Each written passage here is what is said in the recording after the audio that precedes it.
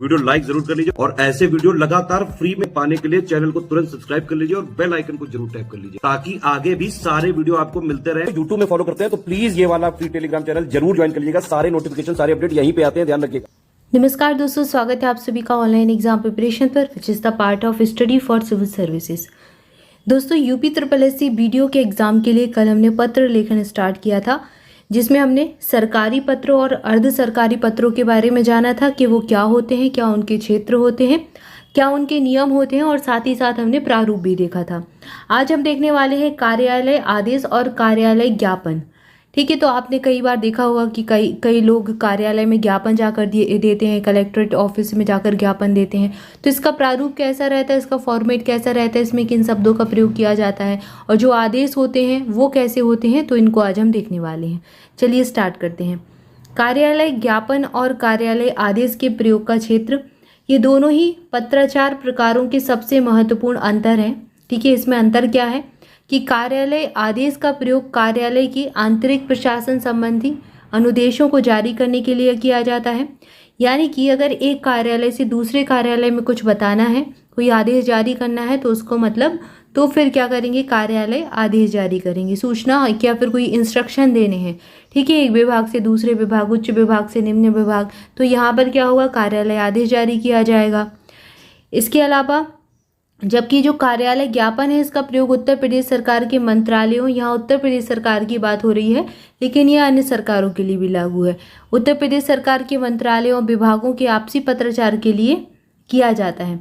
यहाँ हम पहले कार्यालय आदेश के क्षेत्र के विषयों के बारे में जानते हैं। ठीक है, तो कार्यालय आदेश के जो क्षेत्र हैं उनका प्रयोग कहाँ कहाँ किया जाता है, कार्यालय आदेश का प्रयोग कहाँ कहाँ करेंगे। तो सबसे पहले कर्मचारियों की नियमित छुट्टी की मंजूरी देने के लिए आदेश का प्रयोग करते हैं। कर्मचारी अधिकारियों में काम का बंटवारा करने के लिए करते हैं। कर्मचारियों के अनुभागों में तैनाती के लिए करते हैं कि किस विभाग में किसकी तैनाती रहेगी। तो कर्मचारियों के बारे में कि आपको कहाँ पर ड्यूटी देनी है, इसके बारे में भी आदेश जारी किया जाता है। इसके अलावा जो कर्मचारियों का एक अनुभाग है और दूसरे अनुभाग में स्थानांतरण, अगर उनका ट्रांसफ़र करना है, जो कर्मचारी हैं, जो सर्विसमैन है, अगर उनका ट्रांसफ़र करना है एक विभाग से दूसरे विभाग में, अनुभाग मतलब जो डिपार्टमेंट है उसमें ही एक डिपार्टमेंट से दूसरे डिपार्टमेंट में करना है, तो भी आदेश जारी किया जाता है। तो इन कार्यों के लिए कार्यालय आदेश जारी करते हैं। अब कार्यालय ज्ञापन का प्रयोग कहाँ करते हैं, तो अन्य मंत्रालय या फिर विभागों के साथ अगर पत्र व्यापार करना है तो कार्यालय जो ज्ञापन है उसका प्रयोग करेंगे। विभाग के कर्मचारियों से सूचना मांगने, उन्हें ऐसी सूचना देने के लिए किया जाता है जो सरकारी आदेश के समान ना हो। ठीक है, तो जो सरकारी आदेश के समान ना हो, ऐसी सूचना देने के लिए कार्यालय ज्ञापन का प्रयोग करेंगे।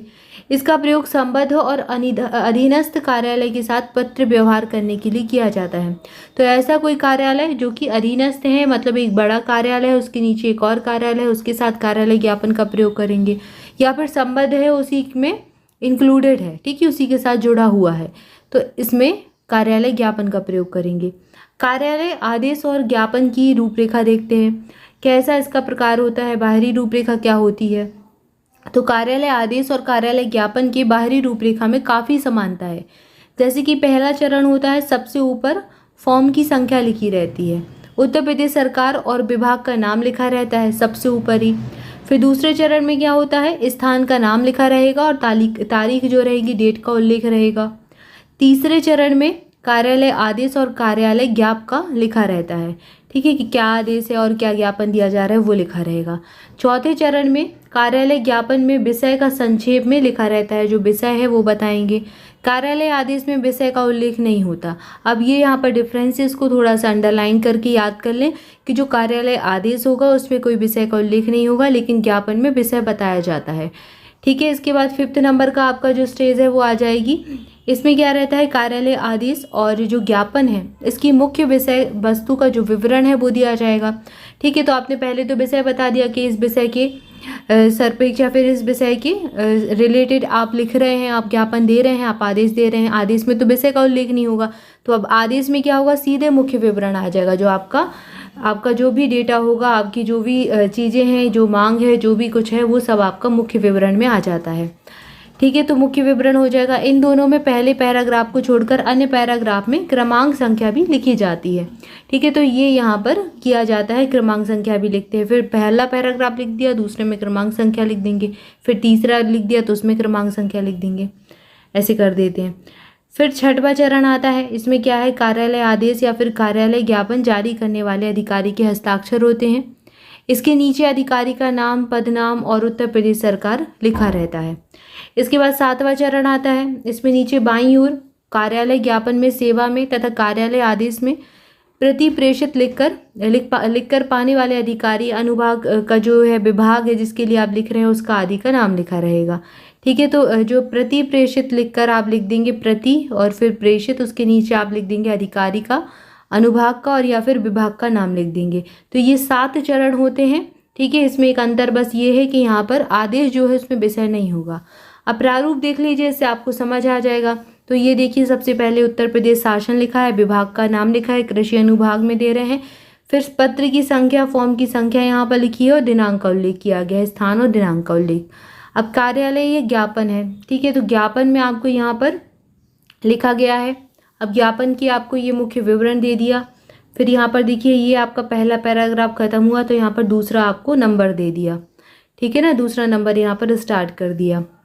अब यहाँ पर साइड में आपको क्या लिख दिया, उन्होंने अपना नाम लिख दिया जिसके द्वारा लिखा गया है पत्र, विभाग लिख दिया, ये सारी चीज़ें, और फिर बाकी की जो डिटेल है, दिनांक और सारा कुछ यहाँ पर लिख दिया, और जो भी डिटेल है वो सारा कुछ इस साइड में लिख दिया कि किस किस के लिए प्रेषित किया गया है। ठीक है, और यहाँ पर ये साइन हो गए। क्लियर है? तो इस प्रकार से अब यहाँ पर इसमें विषय नहीं दिया गया है, लेकिन जो ज्ञापन है उसमें विषय दिया जाता है। ठीक है, तो उसमें विषय होता है लेकिन आदेश में नहीं होता। अब आदेश का प्रारूप देखते हैं। तो आदेश का प्रारूप ऐसा है, ये कार्यालय का नाम लिखा है, यहाँ दिनांक लिखी है, ये पत्र क्रमांक लिखा हुआ है। ठीक है, किसको दे रहे हैं वो लिखा है, आदेश लिखा है, और फिर आदेश के बाद यहाँ पर पूरा आपका मुख्य विवरण दिया गया है। मुख्य विवरण के बाद यहाँ पर आपका नाम लिखा है और ये प्रेषित प्रतिलिपि आपको जिसको भेजनी है, कहाँ कहाँ पर प्रतिलिपि इसकी भेजी जाएगी, तो ये सारी डिटेल यहाँ दी गई है। ठीक है, तो ये कहाँ पर बाईं ओर दी जाती है और यहाँ पर दाईं ओर ये लिखा जाता है। तो बायां दायां ये चीज़ याद रखें। क्लियर है? तो यहाँ हमने कार्यालय आदेश का प्रारूप देखा, कार्यालय ज्ञापन का प्रारूप देखा, कहाँ कहाँ इनका प्रयोग किया जाता है, किन किन चीज़ों के लिए, किन किन विषयों में इनका प्रयोग किया जाता है, कहाँ पर आदेश भेजा जाता है, कहाँ पर ज्ञापन भेजा जाता है, और क्या इसके रूपरेखा होती है, क्या इसके चरण होते हैं, इसको देखा हमने। ठीक है, तो ये अच्छे से आप ध्यान से पढ़ लें, अर्ध सरकारी और सरकारी पत्रों को पढ़ लें। इसके पहले इसके 2 टॉपिक और आ चुके हैं जिसमें हमने शब्दावलियाँ देखी थी।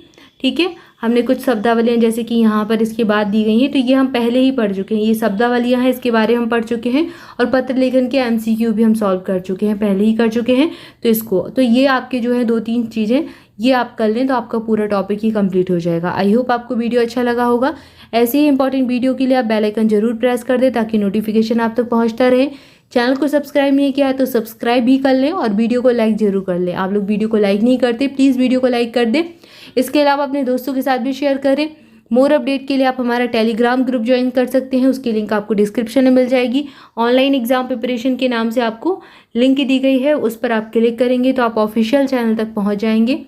इसके अलावा अगर आप स्टडी फॉर सिविल सर्विसेज की किसी भी पेड ग्रुप को लेना चाहते हैं, किसी भी पेड ग्रुप के साथ जुड़ना चाहते हैं, किसी भी एग्ज़ाम के लिए, BDO के एग्ज़ाम के लिए, BEO के एग्ज़ाम के लिए, RO ARO के एग्ज़ाम के लिए, या फिर स्टेट PCS, किसी भी state PCS, UK, Uttarakhand state PCS, UP PSC, ठीक है, किसी भी स्टेट PCS के लिए या फिर UPSC के लिए, EPFO के लिए, कोई भी आप पेड ग्रुप, पेड क्विज़ लेना चाहते हैं या फिर टेस्ट सीरीज ज्वाइन करना चाहते हैं तो आप इन नंबर्स पर कॉल करके जानकारी ले सकते हैं। यहाँ पर आपको 3 नंबर दिए गए हैं, किसी पर भी आप कॉल करेंगे आपको पूरी इन्फॉर्मेशन मिल जाएगी, पूरी डिटेल मिल जाएगी। तो पेड क्विज ज्वाइन करने के लिए, पेड बैच ज्वाइन करने के लिए आप इन नंबर पर कॉल करके जानकारी ले सकते हैं। आज के लिए इतना ही। इसके आगे नेक्स्ट वीडियो में नेक्स्ट टॉपिक देखेंगे। तब तक के लिए आप सभी चैनल के साथ जुड़े रहें, स्वस्थ रहें, मस्त रहें, मुस्कुराते रहें, पढ़ाई करते रहें। मिलेंगे नेक्स्ट वीडियो में। Thank you so much.